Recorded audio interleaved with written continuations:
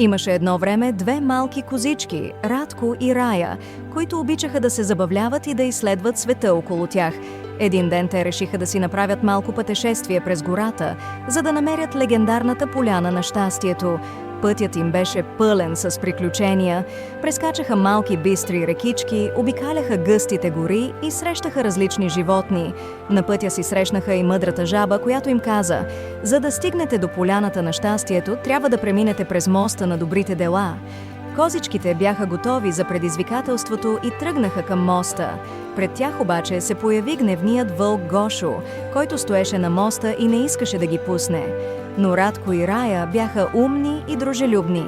Те му предложиха да си разделят обяда с него и го убедиха, че всички заедно могат да преминат през моста.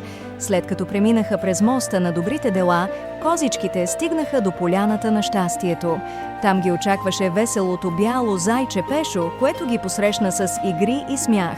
Всички заедно прекараха страхотно време и научиха, че приключенията и доброто отношение към другите са ключът към истинското щастие.